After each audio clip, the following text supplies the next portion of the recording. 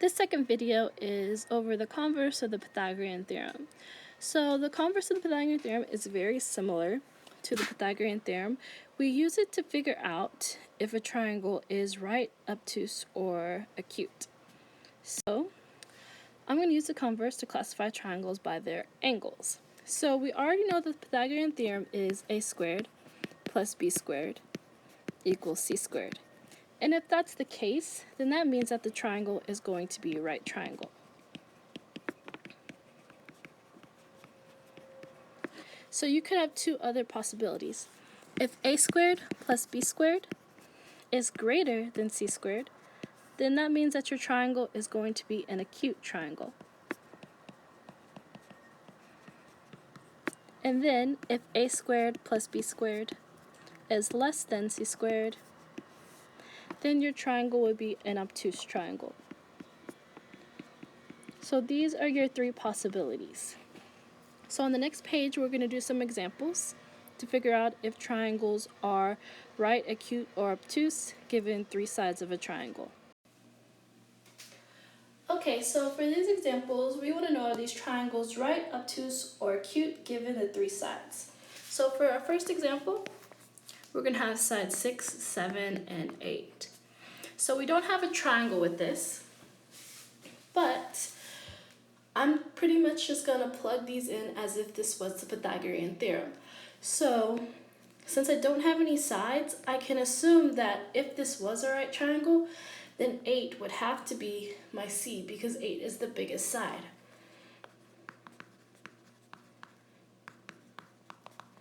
And then 6 and 7 are my A's and B's. It doesn't matter which one is which. So this is A and this is B. And then I plug it in as if it was the Pythagorean theorem. So I would have 6 squared plus 7 squared. And I like to put a box right here because I don't know if it's equal to, less than, or greater than the last number. Then I have 8 squared. So 6 squared is 36. 7 squared is 49. I can put my box here. And 8 squared is 64. So 36 plus 49 is 85. 64. So I know that 85 is greater than 64, which makes this an acute triangle.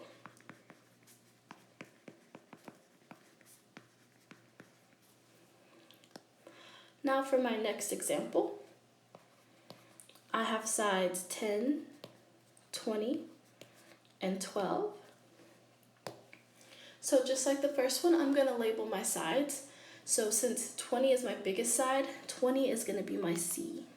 And then 10 and 12 can be my A and B. Again, it doesn't matter which one is which. Now I'm going to plug this in as if it was a Pythagorean theorem. So I have 10 squared plus 12 squared. My box, 20 squared. So 10 squared is 100. Plus 12 squared is 144. And 20 squared is 400.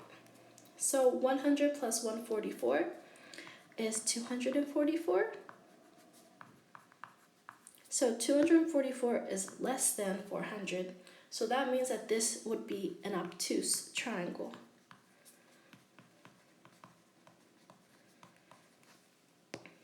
And now my last example. I have sides 17, 15, and 8. So since 17 is my biggest side, 17 will be my C, and then A and B can be 15 and 8. Now I plug everything in. I have 15 squared plus 8 squared.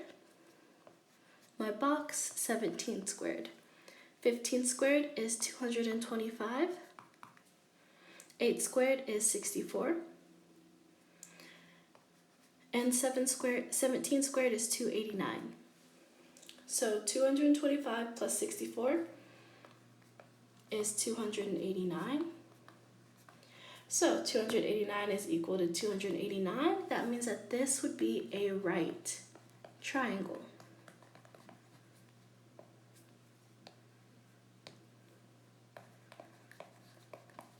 And that is how you use the converse of the Pythagorean theorem.